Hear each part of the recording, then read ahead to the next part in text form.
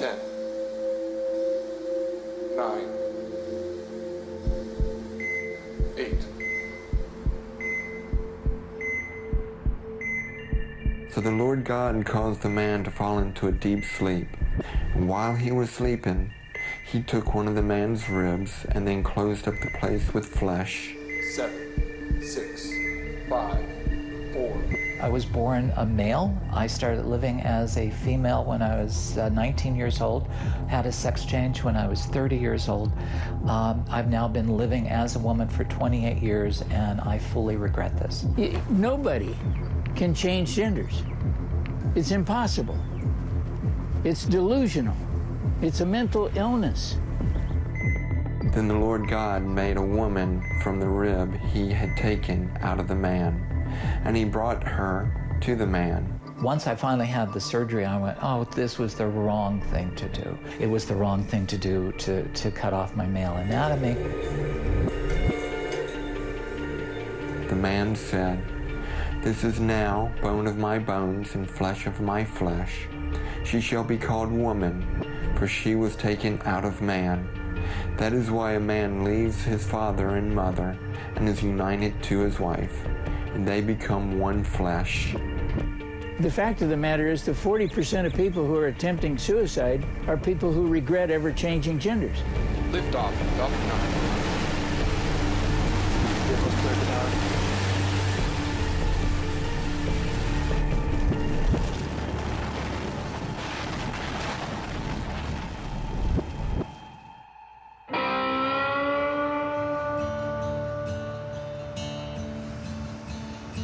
I set my alarm for right there around 4 o'clock to get up, but usually I wake up beforehand. It's as though God just wakes me up.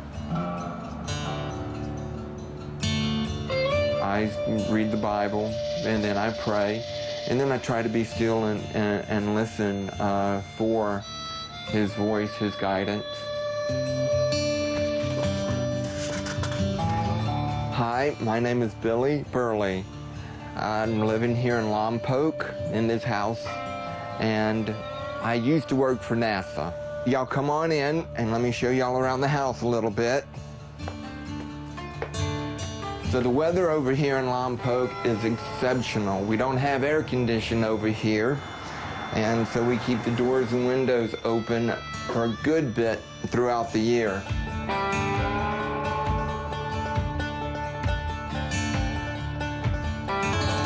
I was a skinny, little, introverted kid. Had a speech impediment and tried to talk, but a lot of people didn't understand me. My body told me that I belong with the boys, but my thoughts, my mind was saying that I belonged with the girls. And I didn't know which way to go. Wanted to be like my sisters. I thought I should be like my sisters. And when my older sister started wearing makeup, I started playing with some of her makeup in the bathroom. And then in the 6th grade, when I was on the Summer League swim team, and we had a new diving coach. Well, what he would do is, when he had a chance, he would play with me. He would fondle me and try to get me to have an erection and just continue to play with me.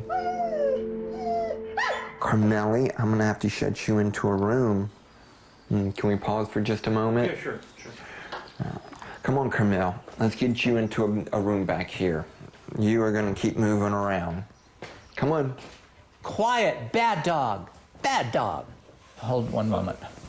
I will try to silence the dog. Dottie, Dottie, go lay down, lay down. Go lay down. First off, my name is Renee Jacks, and I'm an author. I've written 8 books so far, 3 of them to do with transsexuality. I was born male, grew up in a very conservative Republican family, My father was pretty much absent most of my childhood. He was an alcoholic. My mother was mentally ill. The childhood was so troubled and so traumatic that in retrospect, I was able to look at it and realize that there was no way I was getting out of childhood normal. You go and you take a shower and you're there to get clean, but every time I had to take off my clothes, every time I went to bathe, you know, there's no getting around the fact that I wasn't a girl, that I was a boy. And that really is the one memory that sticks out, is just how much I hate my penis, hated my penis. By the time I left high school, when I was 18, I was cross-dressing most of the time once I was away from school. And a couple years afterwards, I ended up in San Francisco, which had a very small gay community. And I had made the decision by the time I was about 20 to start living full-time as a girl. When you start dating people, and if you pass well enough, the whole purpose is, are you a transsexual or are you a woman? And in my mind, I was always a woman. I'm wanting to date, and I'm not telling the men that I'm dating that I have a penis. And so when they find out, they become violent. There were a couple instances where I was beaten very badly. I'm Miro Đorđević. I'm a surgeon and a urologist, and I'm a leader of Belgrade Center for Genital Reconstructive Urology. Our center is very well known, especially for transgender surgery, and we perform all types of transgender surgery, male to female, female to male, redo surgery with possible complications, and one of the very actual now, reversal surgery in regretful after another way in transgender transformation. We try always to make a genitalia to be first very functional and then to be more acceptable in aesthetical view. If you discuss about male to female, our results are much better. Why? Because in one surgery we create a completely normal female genitalia, and these persons usually can have sexual intercourse, can enjoy in sexual activity, according to our experience, more than 90%. Transgender surgery starts to be very popular for both persons and doctors, and you can find too many jokes on this field. Oh, I'm going to make my genitalia to be different like now, and I will be a very nice lady, or I will be a very strong man, or something like this. And after that, after some event like alcohol or drug abuse or something like this, you're awake from anesthesia with the new genitalia. The main milestone was finding a doctor who would give me the hormones. If I get the hormones, female cross-sex hormones, my life will be perfect. And then you think, well, if I can only get my voice, get my male voice up here, then that'll make me, just happy. And then you think the next thing is, well, if I can get breast implants, that's all I need. It's never enough. And finally, if you've gone through the therapy and you can convince a doctor to start cutting on you, you go and you have a sex change. I had my sex change in 1990. And in the back of my mind, I thought it might be like all the other stuff I had done, but I was hoping, just hoping that would make me feel complete.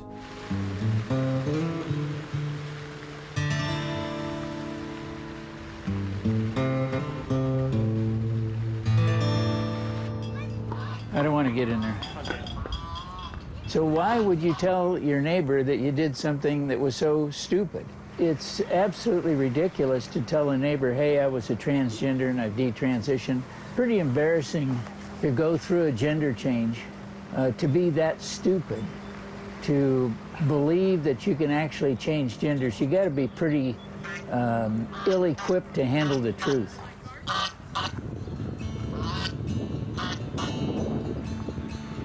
I was born in Los Angeles to a good family, good people.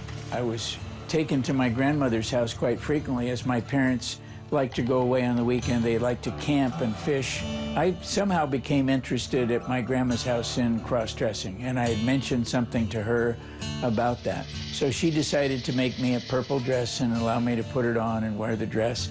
I finally got so interested and excited about wearing the dress that I got tired of waiting till I was going to go to Grandma's house to secretly cross-dress. So I snuck the dress home. Well, my mom found the dress. And so then Dad got upset. I was never allowed to go to Grandma's house again. The first step was I changed my name secretly when I was about 13 years old to Crystal. Probably in my late 20s, I started to talk to doctors about hormone therapy, and I began to take hormone therapy. 35 years ago, there wasn't much information, and we concluded that based on everything that was available at the time, that undergoing hormone therapy, further hormone therapy, and gender reassignment surgery would be the answer to resolve this, quote, gender identity disorder. That's when in April of 1983, I underwent the gender reassignment surgery by Dr. Biber in Trinidad, Colorado. It was amazing. I felt like the world had been lifted from my shoulders, and it was all really wonderful. The only thing I don't know is, was it all the medication from 5 hours of surgery that made me feel this way, or was it because I'd gone through the surgery? Because you're pretty heavily medicated. My female name at the time was Laura Jensen.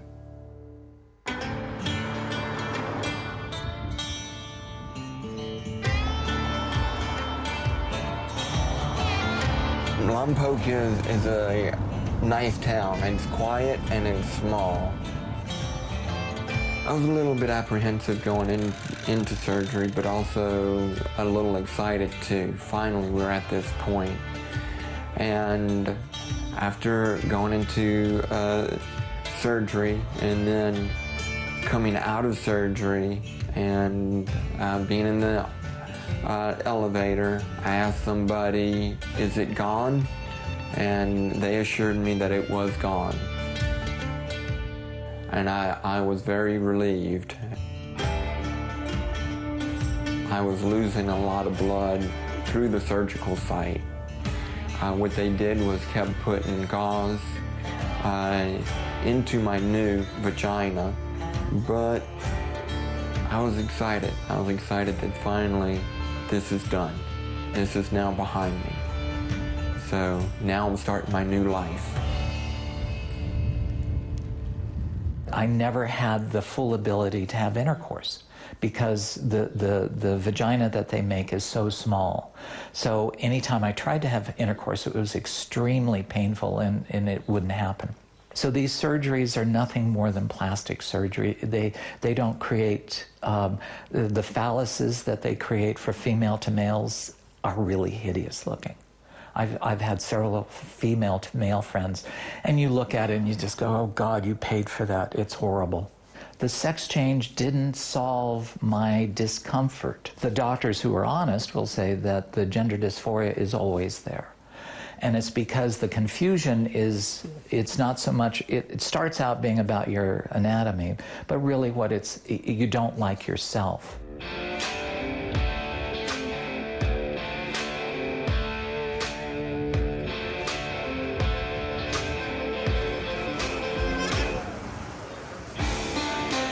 Being a freak in society, being, I call it in my book, a social pariah, is not the way you want to live. The isolation drives you to despair. And so, yeah, suicide is a big, big thing. Maybe you can remember exact day when you thought about committing suicide, and how did you stop yourself? Yesterday, I don't know. The first time was right before the surgery in 1990.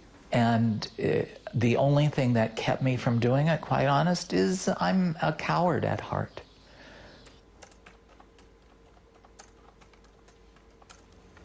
Just was so deeply disturbed. At the time, I wanted to end my life, and somebody I knew had some cocaine, so I attempted to use it to kill myself. And it obviously didn't work, but my heart was pounding so hard after I took it that I thought it was going to come out of my chest.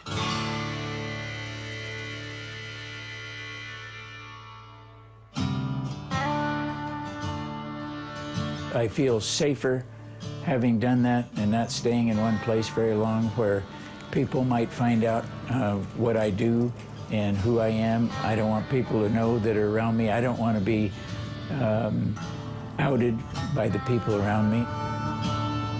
I was leaving church one day on Sunday 3-4 years ago now, and I got an email that said, "I'm ready to commit suicide.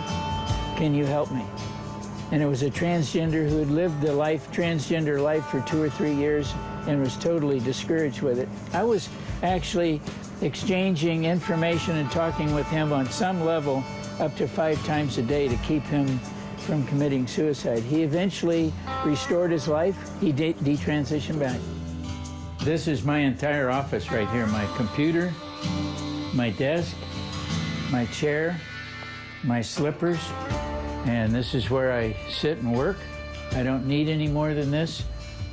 Everything that I do is right here on the computer or on the phone talking to people. I've detransitioned now for 25 years, a little longer.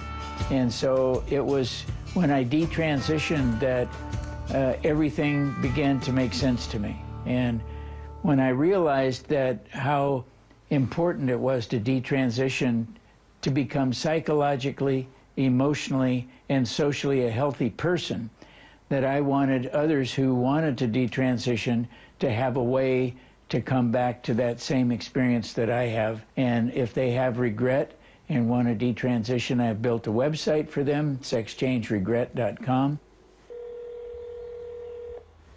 How are you? Doing good today, doing good. How about you and KC? Yeah, we're doing good. Billy contacted me by email like most people do, and we began to exchange information, and I talked to him on the phone. His story was just like mine. He was sexually abused. I was sexually abused, and that was kind of the trigger point of changing genders. Come on, kids. Come on, come get your clothes on. Come on. Come on, buddy.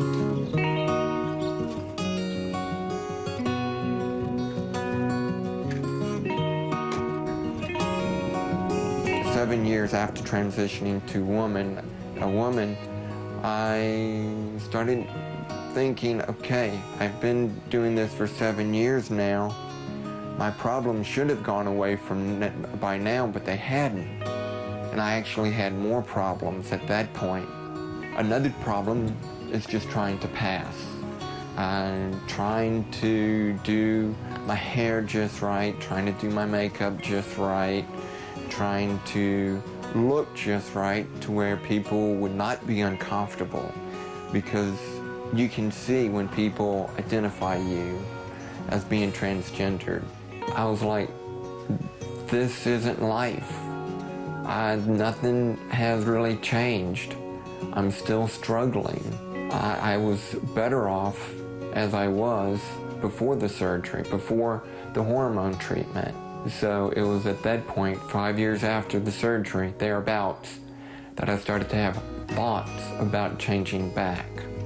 That's my student ID from LSU. That's when I was swimming at LSU. I had a really big Adam's apple, heavy brow ridge, pretty big jaw. This is the ID after I had SRS surgery. And then when I was transitioning back to male in Louisiana, that's the driver's license I got. I had a lot of other pictures from that period, but one day when I was sitting in my office looking at the pictures of me back during this 7-year period, 7-8 years as being female, it was so discouraging that I wasted so much of my life in this particular period doing all of this, that just in the state that I was in, I erased all of the pictures that I had off of the computer and destroyed the pictures of me from that period to try to erase that period in my life. With God's help, I went through the change and I went back to being male. So I went through that surgery, and on the backside of it, I was in so much pain and so much discomfort, and regretted that surgery more than the first SRS surgery that I had. And then when he took the bandages off of my stomach to show me the skin graft, I was almost horrified at it. To me, it was gross. But it was by that surgery and the paperwork that the surgeon gave me saying, when I had the surgery done initially, he gave me the paperwork that said, okay, I've been surgically changed to male. I'm 60 years old. There's no reason for me, after a lifetime of being in transition, to go and start living, dressing as a man anymore. There's no benefit in it. But there is a benefit in my standing before an audience of young kids in college who are considering this path and saying to them, okay, I'm the real deal. I started living as a woman when I was 20. I've lived 40 years of my life. I've had breast augmentation. I've had genital surgery. I've had 40 years of hormones. All of it has not made my life any better. It's never solved the problem. You break your left leg. You go into a doctor's office, and under the transsexual rule of medical treatment, they say, this is your new normal and we're going to break your right leg too. I think it's safe to say that when somebody has been cross-dressed and affirmed physically abused and sexually abused, that psychotherapy is the most needed therapy, not hormones and surgery. When I met Rachel, I was already legally a man again.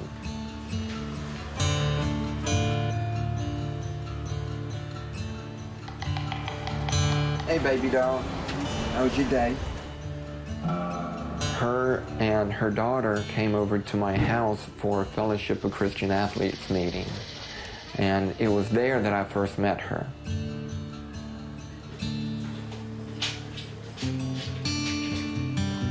And that was in 2010. And from there, I invited her for a coffee. And I didn't know what that meant. So I asked one of my classmates, what does that mean?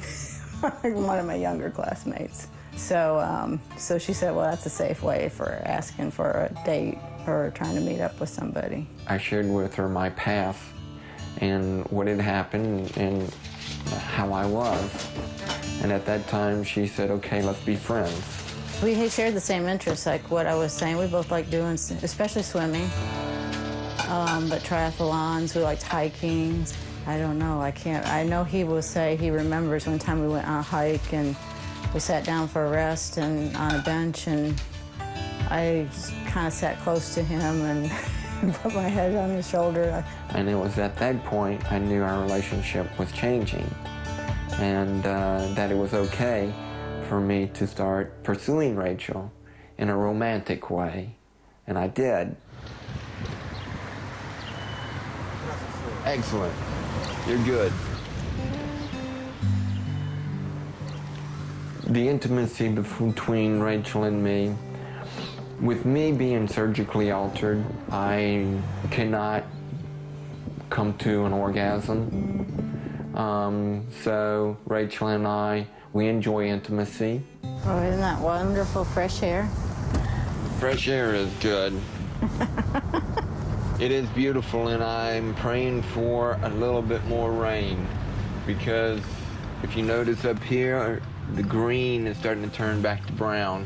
He asked me pretty soon, after a few months, if I'd marry him.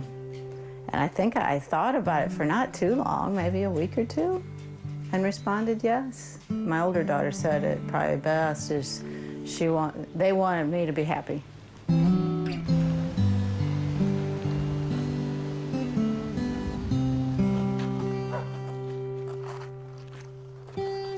And I knew I was going to change back, but the big moment came when I was praying, and the Lord Jesus appeared to me as a vision in the prayer, as though I could touch him, just like I could touch anybody here. And he came and reached down to me with his hands and picked me up and said, "You're now safe with me forever." And it was at that moment that my life changed in a split second. Look at this, I'm healthy. Many of the people who've gone through this before me are dead. They're alcoholics. They're still struggling with their identity, and I'm alive and well and healthy and married for 21 years to my wife.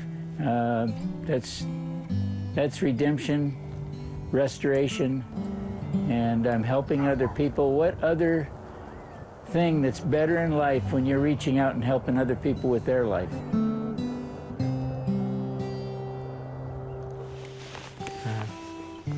To you, babe. I love you. I love you.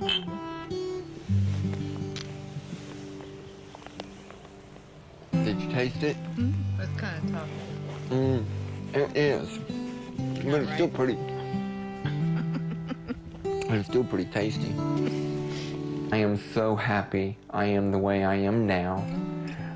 Even though I have problems, I have a choice to let my problems burden me, or to look up, to see each day as a beautiful day, and just to enjoy life. In his hands, he's got you and me, baby. In his hands, he's got you and me, baby. In his hands, he's got the whole world in his hands.